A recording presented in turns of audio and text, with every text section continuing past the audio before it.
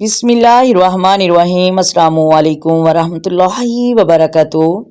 محترم ناظرین، آج میں آپ کو ایک ایسا مجرب وظیفہ بتانے لگی ہوں جو کہ روزہ رسول صلی اللہ علیہ وآلہ وسلم پر حاضر ہو کر پڑھا جاتا ہے، اور اس کی برکت سے اللہ کریم بندوں کی حاجتیں پوری فرماتا ہے۔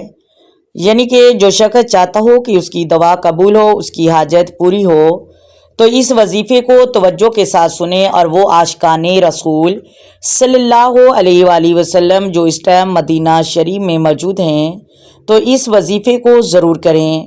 اور اگر آپ مدینہ شریف میں موجود نہیں ہیں، آپ کہیں بھی بیٹھے ہیں، آپ کو مدینہ شریف جانے کی شدت سے چاہت ہے، آپ کے دل میں شدت سے آرزو ہے کہ ہمیں بھی حضور صلی اللہ علیہ وآلہ وسلم کا در اقدس کی حاضری کا شرف حاصل ہو، تو اس وظیفے کو لازمی کریں۔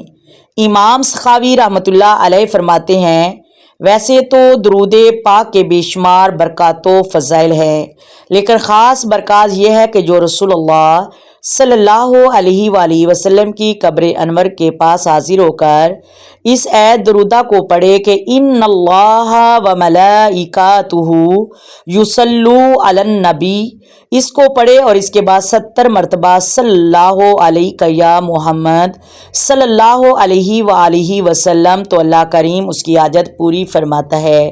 اللہ تبارک و تعالی ہمیں عمل کرنے کی توفیق عطا فرمائے، آمین ثم آمین۔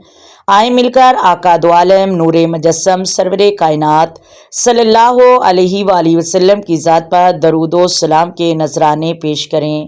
الصلاۃ والسلام علیک یا سیدی یا رسول اللہ، الصلاۃ والسلام علیک یا سیدی یا حبیب اللہ، الصلاۃ والسلام علیک یا سیدی یا نبی اللہ وعلی آلک وصحابک یا سیدی یا محمد رسول اللہ۔